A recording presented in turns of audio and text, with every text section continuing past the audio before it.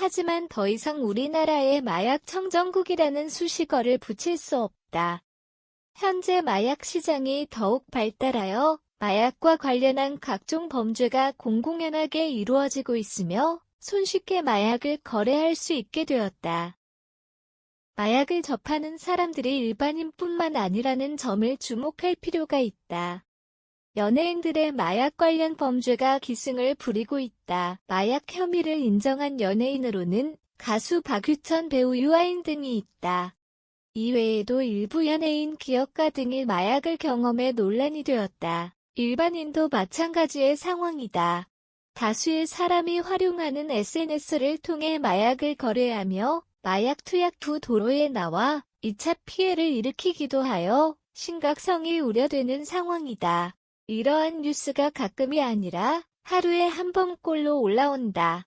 특히 마약 사범 중 10대의 비율이 많이 늘어났으며 범죄 수법도 교묘해 마약 범죄 근절에 어려움을 겪고 있다. 마약 범죄율을 줄이기 위해 다양한 방법으로 예방하고 있다. 10대 마약 사범 비율을 줄이기 위해 청소년을 대상으로 한마약 예방 프로그램 교육 등을 운영하고 있다. 또한 마약으로 인한 2차 피해를 줄이기 위해 집중 단속을 하기도 하며 마약 거래의 주된 경로인 SNS를 예의주시한다. 경찰청에서 발표한 하반기 마약류 범죄 집중 단속 결과에 따르면 검거 인원은 지난해 같은 기간 433명, 대비 33.6% 증가하였고 구속 인원은 지난해 같은 기간 638명, 대비 31.0% 증가하였다. 라고 밝혔다. 또한 인터넷 마약류의 경우 단속 기간 중 일 911명을 검거하여 지난해 같은 기간 146명, 대비 60.7% 증가하였다. 라고 언급했다. 위의 자료에서 알 수 있듯이 현재 마약과 관련한 범죄가 사회에 공공연하게 퍼져 있으며 성별과 나이 상관없이 누구나 마약을 손쉽게 접할 수 있다. 우리나라가 마약 청정국에서 벗어나게 된 원인 중 하나는 SNS의 활성화가 영향을 미친 것으로 보인다.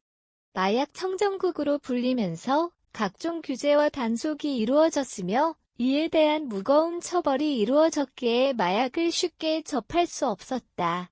기술이 발달하면서 SNS가 보편화되었으며 이 때문에 마약을 더욱 다양한 경로로 접할 수 있게 되었다. 또 다른 원인은 사람들의 마약에 대한 경각심 상실이다. 사회의 마약 범죄가 자주 등장하기에 모방 범죄로 이어질 가능성을 우려하고 있다. 마약 범죄를 근절하기 위한 다양한 해결책이 있다. 우선 모방 범죄의 2차 피해 예방 등을 위해 처벌 수위를 높이고 범죄에 대한 위험성을 인식시키는 것이다. 집중 단속을 더욱 적극적으로 실시해야 한다.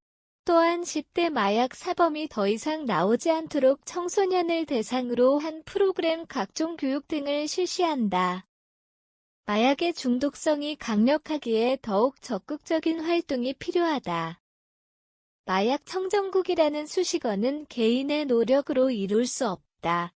사회와 개인이 협력하여 더욱 깨끗한 사회를 만들 수 있도록 해야 한다. 우리 모두의 관심이 필요한 시점이다.